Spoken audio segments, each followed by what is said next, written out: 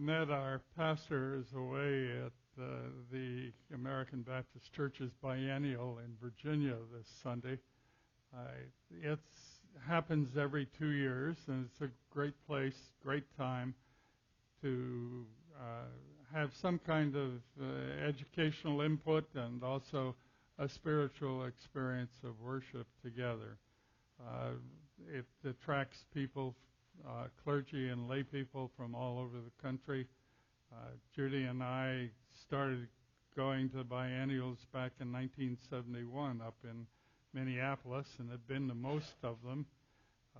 And I had the honor of being on the planning committee for the biennial in Cleveland. So it's a good time for us to allow her to get away and to meet with other clergy and be inspired by gathering together. When she asked me to do the sermon for this Sunday, I wrestled with what to say. Over my 50 years of preaching, during the summer months, I've often chosen the Psalms and the hymns of the church to focus on. One of the themes of the Psalms is the promise from God to see us through the times when we face stresses and strains, disasters and destruction, loneliness and pain. This morning, Amy read Psalm 22, and we read Psalm 23 together. It's an old favorite of many people. These, along with Psalm 24, the three of them form a trilogy that speaks to God as shepherd. Psalm 22 is the Psalm of the cross. Jesus quoted words from this psalm on the cross. Psalm 23 is the psalm of caring God as a shepherd, the good shepherd, the great shepherd who cares for the sheep. And Psalm 24 is the psalm of the coming, the shepherd who will appear one day in glory. The Psalm 22 is an important part of God's message to us. No other words in the Bible capture the sense of abandonment we may feel at some point better than these words. They are not an immature complaint of why don't I have more money? Why can't I be happy? Instead, they are a cry from the very depth of our being. Why me? Why have you deserted me? And perhaps you've said those words sometime over your lifetime. Why me? Jesus shouted those words at God when he hung on the cross centuries after these words for the Psalms were written.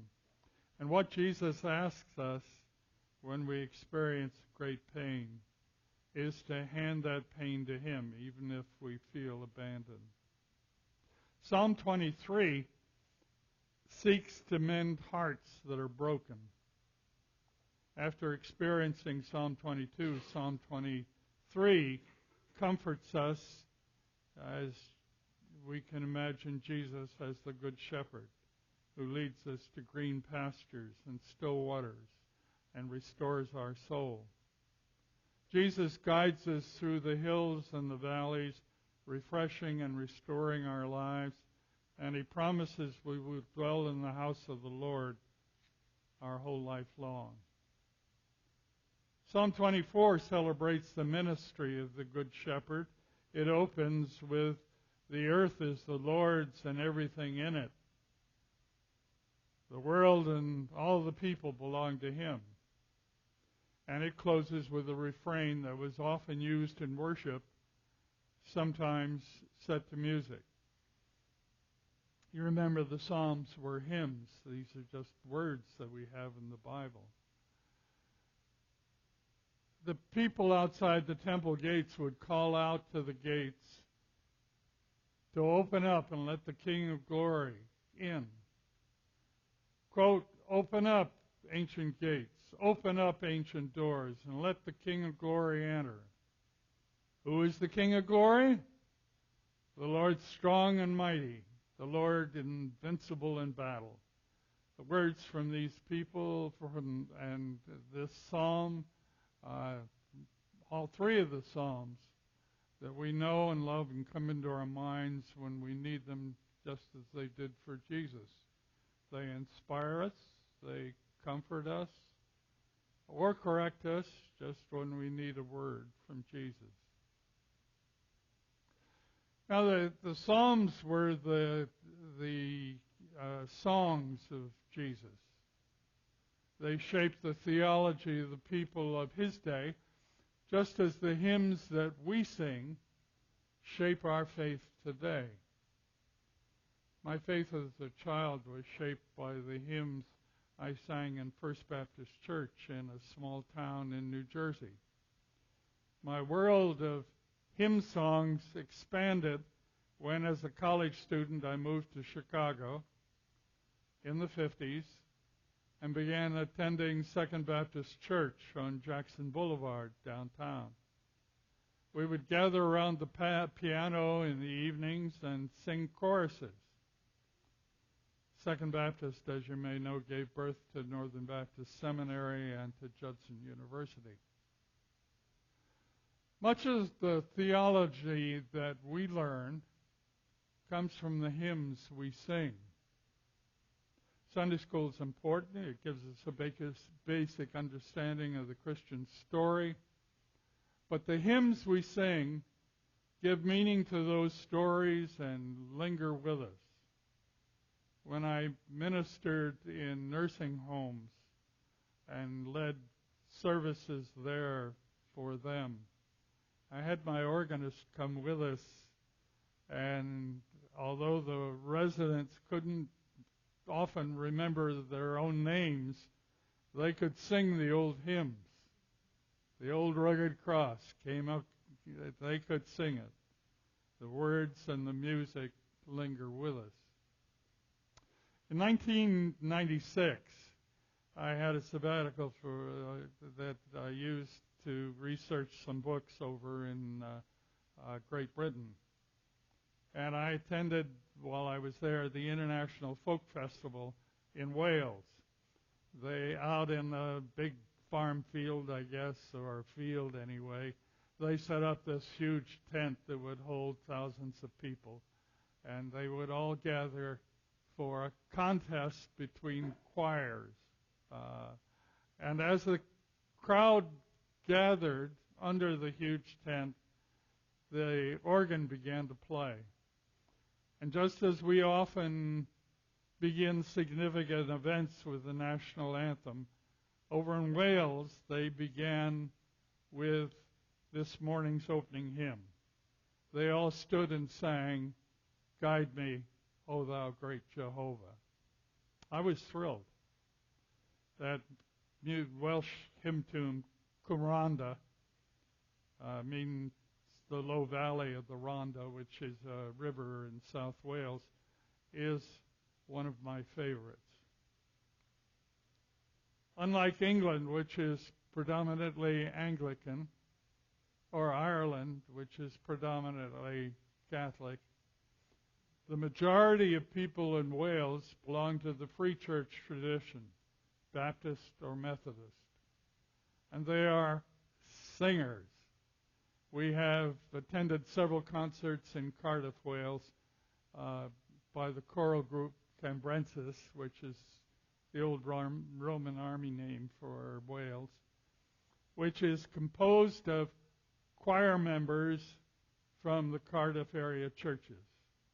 There's a core group of 50, and it expands for the concert to around 300. Today, Wales still has choral groups who sing some of the traditional hymns. Our three hymns today are sung to Welsh tunes. Our closing hymn tune this morning, Ash Grove, I used for a hymn I wrote, Alive and Growing, which along with Call to Renewal, another hymn I wrote, was sung at the American Baptist biennials for many years. We can all recall as children times when we were all afraid of all kinds of ghosts and goblins that go bump in the night. The Good Shepherd, through the hymns that we sing, calms our fears on our journey through the difficulties and the dangers we face. There was a time that I liked to travel in Great Britain. I logged over 10 or 12,000 miles in Britain, visiting all kinds of sites, including cathedrals. Can't do that anymore. Wish I could. Judy and I have visited over 20 British cathedrals. Two of my favorites are Durham and Coventry. They're on the bulletin cover this morning. You'll see that two shots of Durham, one from the close right across from the castle, and the other from across the river Weir, looking up at Durham. And the other scene is from the old Coventry Cathedral. During World War II, the German Reich, in planning its blitzkrieg or bombing of England, chose two cathedrals to destroy, Durham and Coventry. Coventry was destroyed, Durham was saved. Durham Cathedral is one of England's oldest cathedrals, massive Roman-style, Norman-style cathedral. I love it, and I've spent several weeks there. This masterpiece of Romanesque architecture sits on a stone cliff where below at its feet the river Weir comes and does a hairpin turn like this. So the cathedral and the castle next to it are protected on three sides by the river.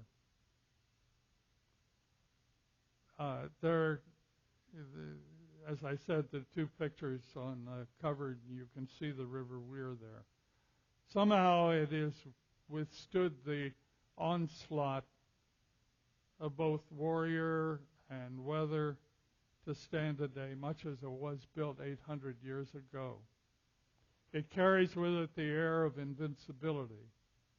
And although it's been attacked by the Scots and used as a prisoner of war camp during Cromwell's Revolution, and they broke out all the stained glass windows. Perhaps its most dramatic escape was during World War II.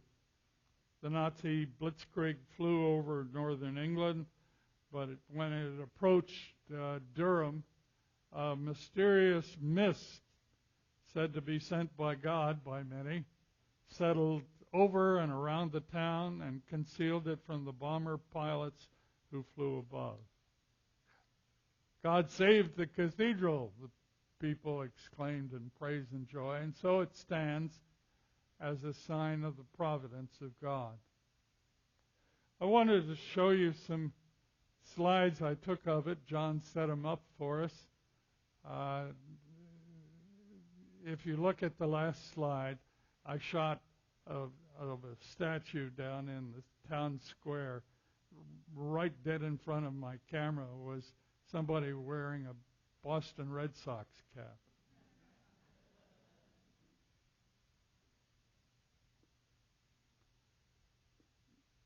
Yeah, let's see. I can get around here. Okay. Is that going to work, John? Ah, there it is. There you can see Durham from across the River Weir.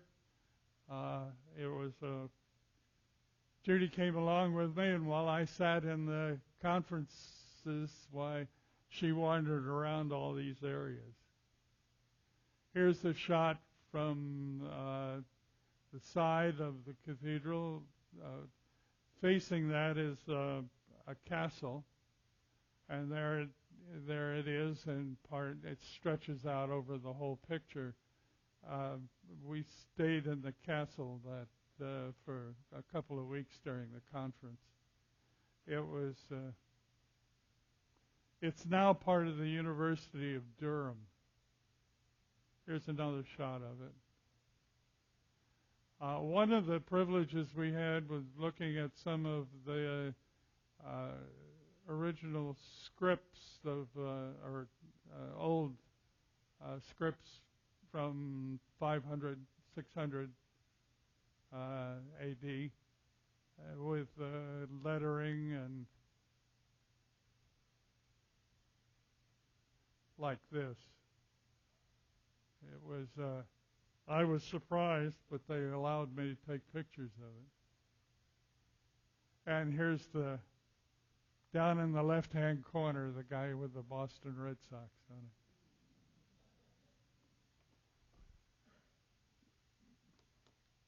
Well, that's the tale of one city and its cathedral. We turn to Coventry now. And its cathedral, which unlike Durham, was destroyed by German bombing. It was begun in the 13th century. It rose majestically over the English countryside, huge spire. Coventry, known during the war, the town, during the war for manufacturing of tanks and planes. So it became a prime target for German planes.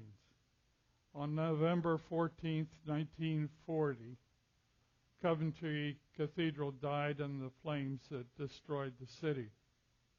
No mist covered the city that day. The cathedral, along with the city, was utterly destroyed. Now, the city had a choice of how to respond to the devastation, just as we have a choice how we respond to these kind of things. Whether to take the road to vengeance and hatred or the road of forgiveness and renewal. It's the choice we all have when life has done its worst to us. That moment of choice, in the words of C.S. Lewis, the angels of God held their breath to see which way we will choose to go. The morning after the bombing, the provost of the cathedral, with a small group from the church, walked through the rubble. The cathedral's caretaker, kicking around in the rubble, found 2 charred beams from the 4th century roof and fastened them into the shape of a cross and planted the cross in a mound of rubble. Soon afterward, a local priest fastened 3 roof nails into the form of a cross, nails that had fallen from the 14th century roof and had now littered the ground. 2 months later, the caretaker built a rough stone altar and placed it where the old altar had stood. And there in the ruins, the words, "Father, forgive," were inscribed. The charred cross was placed behind the altar, and on the altar was the cross of nails. This was to be a place of reconciliation. A new cathedral did arise from the ashes of the old. A new cathedral, not fashioned in the image of the old, but a new vision of forgiveness and reconciliation. I'm wearing today the cross and nails that was given me by one of the brothers at the cathedral.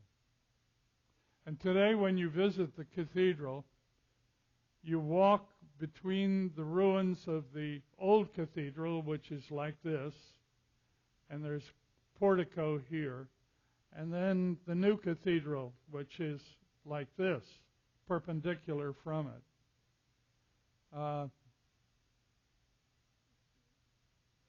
On the rough stone altar, you can still see the two charred roof beams fashioned in a cross, and the words inscribed on the altar, Father, forgive. And on the altar there stands the cross of nails, a scene that's pictured, of course, on your bulletin. When you turn, you see the entrance to the new, if you're in the old cathedral and you're looking at the altar, if you turn and you look this way, you'll see the entrance to the new cathedral. And you'll see through the glass screen. And as you go in then, and you look inside at the modern stained glass windows and other things, and then turn to go back out, that whole back of the church is glass, and on it is etched angels.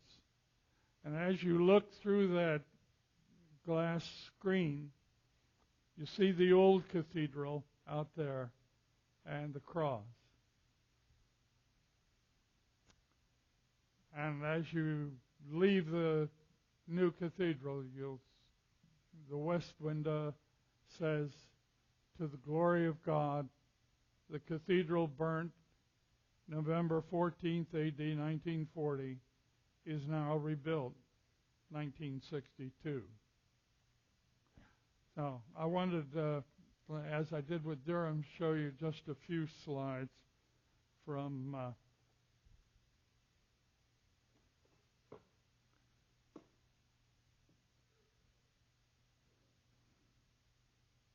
there's the cathedral, and you can see the old one on the left and the new one on the right, and the portico in between. This is St. Michael's overcoming the devil on the side of the new building. There's the altar. Behind it, Father, forgive. You see the cross of nails, and you see the wood cross behind it. This was the baptistry. It was stone came from Israel, and there's a beautiful glass window behind it. You see it there. This is the front of the church, the glass screen with all of the angels on it.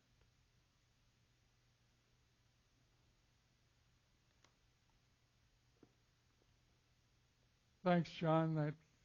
That came across beautifully.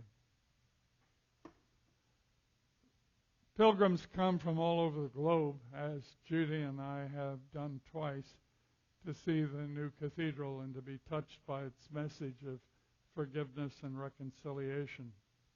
Coventry Cathedral was destroyed and then rebuilt as a witness to our faith in Jesus and his reconciling ministry.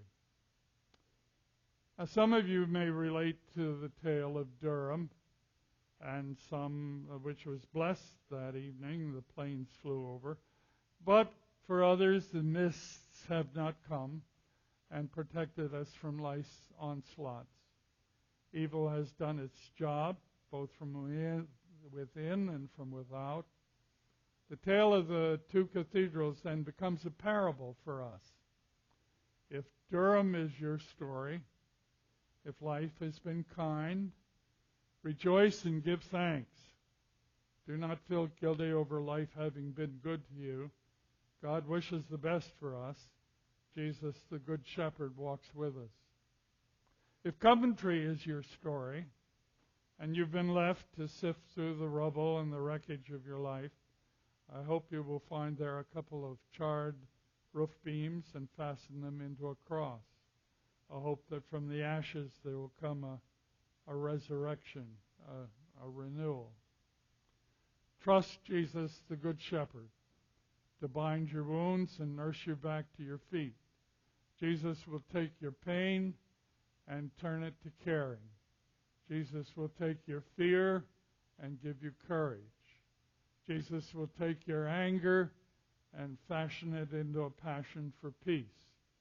Jesus will help you face your doubts and depression and help you face the future in faith. Just as the pilgrims to Coventry still walk between the ruins of the old cathedral to get into the new, we walk through what life has given us. Our scars may always be tender, but our lives will be renewed by the Good Shepherd if we only focus on the cross and follow him. Amen.